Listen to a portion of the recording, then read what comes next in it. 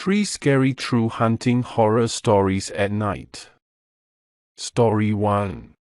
Every year, during hunting season, I would make the trek up to Maine to rent an Airbnb. My budget didn't allow for a permanent cabin, but a weekend rental sufficed. Plus, I needed more experience as I was no expert. Often, my uncle would join me, but recently, his health had been failing, so I ventured alone.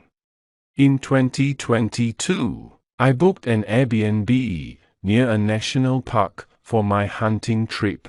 Arriving late on a dark Friday night, I found myself on a remote dirt road. The silence was eerie. There were no bugs or crickets, and the isolation of the cabin only amplified it.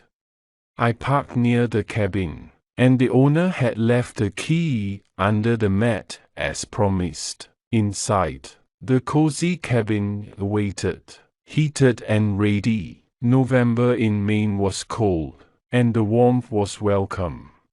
With cable and Wi-Fi, I set an early alarm for dawn, the best time for hunting deer, or, if I was lucky, even moose. The next morning, I was up in a flash, donned my gear, and headed into the woods. This was unfamiliar territory, and I settled behind some fallen trees, preparing for the waiting game.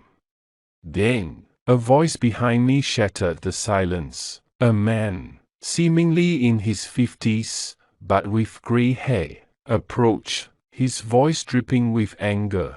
He accused me of hunting in a restricted area. I explained my ignorance, but he claimed he had seen me approach the cabin, always observing out-of-town folks with dubious intentions.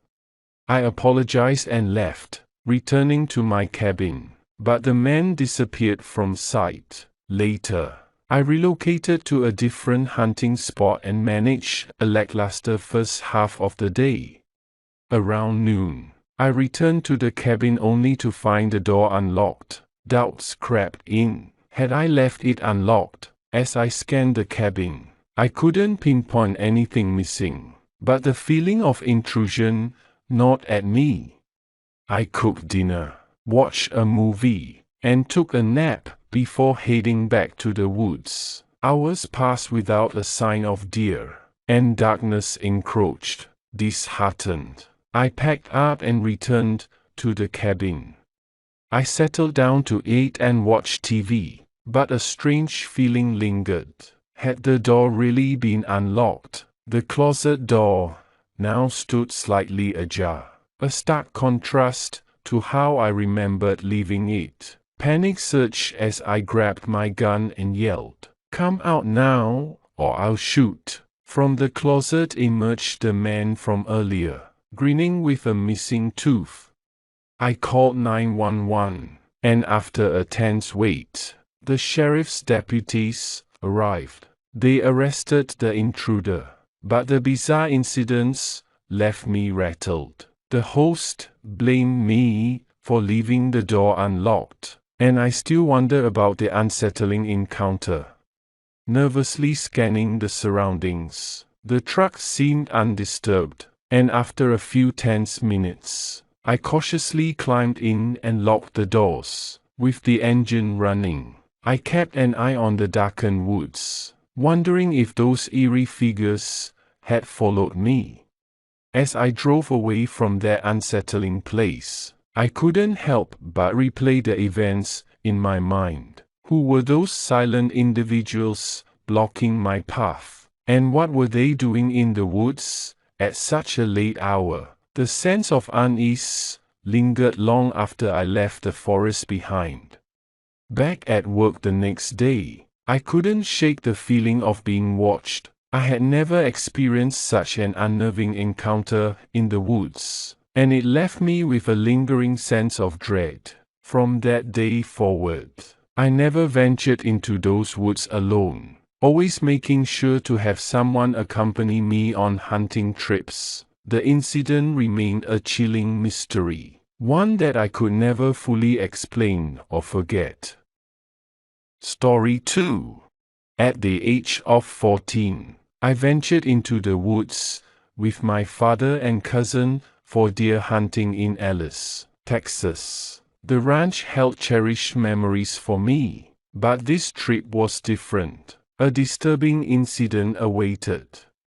As night fell, we gathered around the campfire with the ranch owner's family. Laughter and jokes filled the air, but suddenly, a bone-chilling scream pierced through the darkness. Panic seized us all, and the ranch owner ordered us to investigate. Riding my grandpa's ATV with a family member, we scoured the area but found nothing. Fear gnawed at me, and I couldn't shake the unsettling feeling. Later, I retreated to my tent, keeping a gun close at hand. The next morning, before dawn, my father dropped me off at my hunting blind, alone in the dark. I couldn't shake the memory of that terrifying scream. I reached my stand, high up in a tree, and settled in, hoping for a peaceful hunt. As the night passed and the moon illuminated the woods, I heard movement below. Something was nearby, and I waited. Arrow knocked. The noise intensified, but I couldn't see anything clearly. The unease grew, and I began to climb down, but a deer spotted me, spooking it. I secured my gear and started to navigate through the thicket. Lost and disoriented, I finally emerged into a field, relieved that the ordeal was over, or so I thought. In the moonlight, I spotted two figures in the field trail. They were a young man and woman, motionless. I approached them, trying to break the eerie silence with a casual greeting, but they didn't respond, not even a twitch. Feeling uneasy, I continued walking, but they remained still. Eventually, I passed them and turned to keep an eye on them, expecting a sudden movement or ambush. Still, they didn't react. Crossing the creek and reaching my truck, I was cautious, feeling as if someone was watching me. I inspected my tires, discovering them filled with roofing nails. Someone had tampered with my vehicle. The unsettling encounter haunted me, making future trips to that area nerve-wracking. I never discovered who those two people were, or why they were there, nor who sabotaged my tires. My heart was pounding, and my hands were trembling as I stared into the woods where I had just witnessed that strange figure. I knew I had to get out of there and find my dad and grandpa as quickly as possible. I turned off my flashlight and moved silently through the darkness, trying to retrace my steps to the trail that would lead me back to the field. Every rustle of leaves and snap of twigs seemed amplified in the eerie silence of the night. I couldn't help but feel like something was following me. Just out of sight, my imagination was running wild, and the image of that distorted figure haunted my thoughts. Finally, after what felt like an eternity, I reached the trail. I picked up my pace, still wary of what might be lurking in the shadows. As I entered the moonlit field, I spotted the familiar silhouette of my dad's ATV in the distance. I rushed toward it, my breath coming in quick gasps. When I reached my dad and explained what had happened, he didn't dismiss it as a figment of my imagination. He had heard that bone-chilling scream too, and it had sent shivers down his spine. My grandpa had also heard it, and we could see the fear in his eyes as well. We decided to cut our hunting trip short that night. We packed up our gear and left the field, making our way back to the campsite. As we huddled around the campfire, we couldn't shake the feeling that something unnatural had been out there with us. Over the years, we continued to hunt on that ranch, but the memory of that night always hung over us like a shadow. We never spoke about it with others, fearing that no one would believe our story, but among ourselves, we knew that something strange and unsettling had happened in those woods.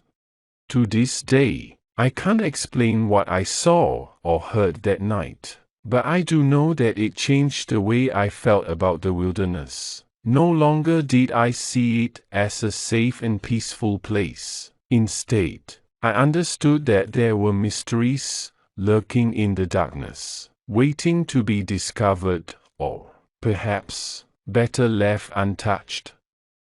Story 3. In the fall of 1986, I, a 23-year-old, felt at home in the wilderness, free from fear.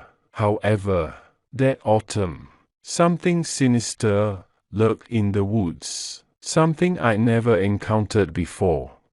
I was on my annual hunting trip in West Kentucky, where I always felt safe. The remote area, known as Ridge, was my destination. There, I set up a climbing stand, ready for a bow hunt during Kentucky's bow season. As daylight dwindled, I descended my stand, ready to head home. That's when I heard it, the sound of something approaching. It seemed like a deer in the thicket, but I couldn't be sure. Curiosity led me to wait. Around 8 p.m., as the moon began to rise, I decided to make my way back, but as I navigated the thicket, I couldn't find my way out. Panic started to set in. In the darkness, I used a flashlight to help me navigate the unfamiliar terrain. The light, though, only revealed a tangled undergrowth. Hours passed, and I couldn't locate my exit. It was now after 9 p.m. Eventually, I stumbled upon the trail I had entered through, but something blocked my path. In the eerie moonlight, I saw a figure, 6 feet tall and 6 feet wide. It stood silently, obstructing my only way out. Arming myself with an arrow, I approached, determined to confront this mysterious presence. It was a guy and a girl, about 20 years old. They made no sound, not even when I spoke. They just stood there, unresponsive. With growing unease, I passed them, but they remained motionless. I kept walking, feeling their eyes on me. Even after I had left them far behind, I couldn't shake the eerie sensation that they were still watching. I reached my truck, parked near the woods, but fear still clung to me. It was eerily quiet, though I couldn't see anyone. I felt as if someone was lurking, waiting to ambush me. I cautiously approached my truck, my senses heightened by the strange events of the night. The dim moonlight cast long shadows around the vehicle, and I couldn't help but feel that I was being watched, that unseen eyes were fixed on me from the surrounding darkness.